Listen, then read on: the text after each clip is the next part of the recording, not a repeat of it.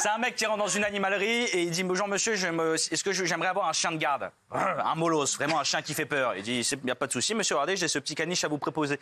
Vous foutez de ma gueule ou quoi? Je viens de vous dire je veux un chien de garde. Il dit mais vous vous rendez pas compte, c'est pas un caniche comme les autres, ça c'est un caniche qui fait du karaté.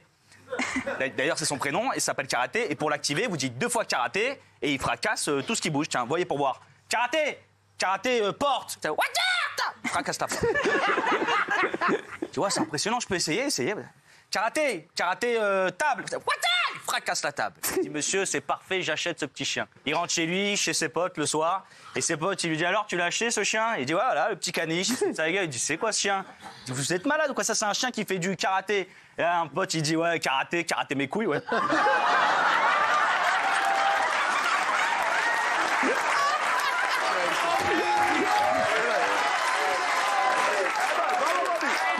C'est 2 amis feuges bien mythos, ils boivent un verre comme ça, et l'autre il lui dit alors t'as fait quoi hier? Et il dit bon rien, si, enfin j'étais à un moment j'étais chez moi, j'ai voulu une entrecôte, et donc j'ai appelé le riz, je leur ai dit les gars c'est David, préparez-moi la chambre 505, la plus belle, je veux une entrecôte fumante, il arrive. Je commence à manger un peu et bon il n'y avait pas de moutarde, donc je leur ai demandé la moutarde, mais ils n'avaient pas la moutarde comme j'aime de Dijon, donc j'ai appelé le bourget, et je leur ai dit avancez le jet, j'arrive, je vais chercher la moutarde, et bref, bon... Et toi, qu'est-ce que t'as fait? Il dit non, moi j'étais en boîte hier. Rien, j'ai posé une bouteille, la plus belle bouteille. Et là, à côté de moi, il y a Kim Kardashian qui a posé une bouteille à côté de moi et tout. Et je vois quand même, elle commence à me chauffer comme ça, elle veut danser et tout. Et tac, on commence à chauffer. Pas. Et à l'oreille, elle commence à me dire, elle croit que je comprends pas l'anglais. Elle me dit I want sex with you. Je dis comment sex with you? Elle commence à danser. Elle me dit never, now ou never. Je l'ai pris, ramené chez moi. Et là, Kim Kardashian, Bref, on s'éclate, on se met sur le lit, on fume une clope comme ça, et là, elle reçoit un FaceTime. Qui elle reçoit le FaceTime de... Kanye West. Kanye West. Laissez-moi faire. La fille du Super Bowl, là. Rihanna, elle dit I'm in Paris, sur Paris et tout. Et je vois que Rihanna, elle me voit sur le teco comme ça. Elle dit, oui, je dis, mon gosse. Je dis comme ça, elle dit, no, this is my man. No, I want to fuck Kim. Rihanna, elle vient chez moi. Les deux, Rihanna, bam, Kim Kardashian, bam, bam. Je lui dis, mais c'est quoi cette soirée de fou? Pourquoi tu m'as pas appelé? Il dit, j'ai appelé chez toi. Ta mère, elle m'a répondu, mais t'étais à Dijon, frère.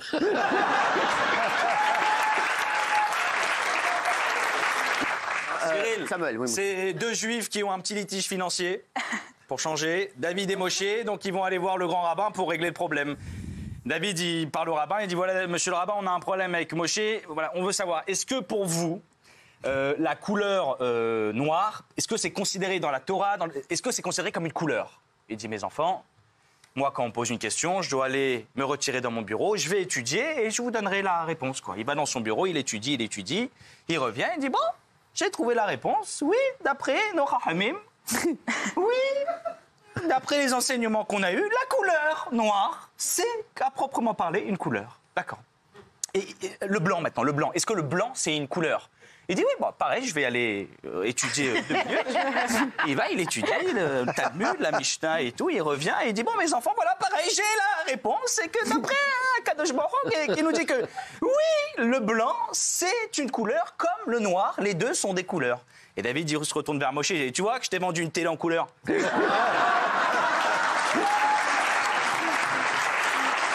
C'est un feuge, il prend un petit déj avec sa femme et sa femme elle lui dit tu sais mon amour, tu sais quel jour on est aujourd'hui? Elle dit comment bien sûr, c'est nos 35 ans de mariage. Quoi, tu t'en es souvenu?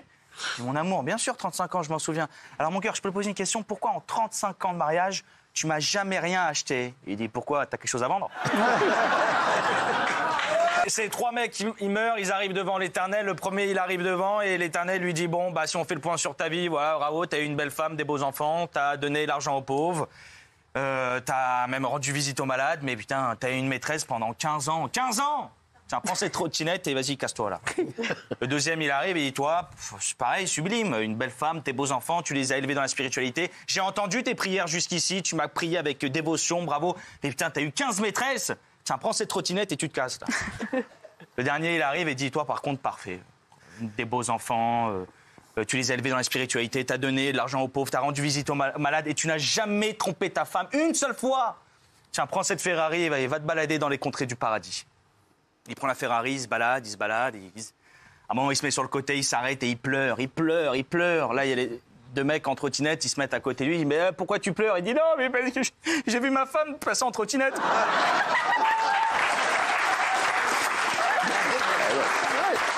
C'est un mec qui marche dans la rue et sans faire exprès, il tape dans un carton et là, il y a un génie qui sort. Waouh, je suis le génie du carton.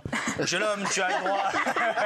Ça existe. Le génie du carton. Génie du carton, tu as le droit à un vœu. Le mec, il dit, oh, pas du tout, rien à foutre, moi, des génies. Non, non, monsieur, vous avez tapé dans le carton, tu as le droit à un vœu. Non, non, mais pas du tout. C'est quoi ta boisson préférée? Il dit, bah, le pastis. Il dit, tiens, pisse, du pastis. Il rentre chez lui, il appelle sa femme, il dit, chérie, prépare de verre. J'arrive. Et il dit quoi? Prépare de verre. Il arrive, du pastis, tac, apéro. Le lendemain, il est au bureau, il dit, attends, peut-être ça remarche, du pastis. Chérie, prépare de verre, j'arrive. Tac, tac, tous les jours, prépare de verre, j'arrive. Un jour, il appelle, il a dit, chérie, prépare un verre. Elle dit, je bois pas, c'est ici, mais ce soir, tu bois au goulot. C'est une grande société avec plein d'employés et la DRH, elle va voir le boss, il dit, on a un problème, on a trop d'employés, il va falloir, enfin, il y a une loi en France, il faut engager des handicapés, quoi. Faites des entretiens, donc il y a plein d'handicapés qui passent, et là il y a un mec qui arrive plutôt, enfin pas d'handicap, il marche bien, il parle bien, même plutôt beau gosse, il dit mais monsieur, excusez-moi, c'est quoi votre handicap à vous? Il dit, vous savez, moi je suis un ancien militaire, moi j'arrive du Mali là, et j'ai marché sur une mine et j'ai plus de couilles. Il n'y a plus rien quoi, donc sinon tout le reste marche très très bien. Ok, bah vous êtes engagé quoi, bon venez demain à 11h. Il dit, ça commence pas à 9h chez vous? D'ici, mais pour vous, c'est mieux que vous venez à 11h. Non mais madame, vous voyez bien que j'ai pas d'handicap, ok?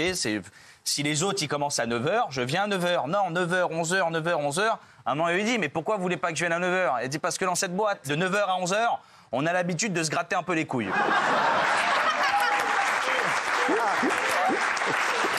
C'est un mec, il est dans un bar, il est bourré, archi bourré, mort. Il dit, allez, vas-y, je rentre chez moi. Il fait 2 pas et paf, il tombe par terre. Il dit, ah, c'est pas possible, je suis pas mort à ce point.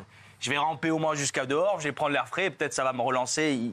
Il rampe dehors, il prend l'air frais, il se lève, il marche 2 pas et paf, il tombe par terre encore. Il dit, putain, je suis mort à ce point, je vais ramper jusqu'à chez moi. Heureusement, il habite à 300 mètres, il rampe.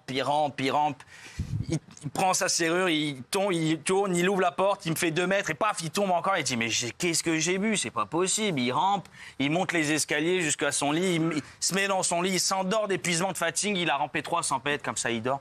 Le lendemain, sa femme, elle est réveille, elle dit, putain, Gérard, t'étais encore bourré au bar hier. Il dit, comment tu sais, comment je sais? Il y a le patron du bar, il vient d'appeler. T'as encore oublié ton fauteuil roulant, Gérard?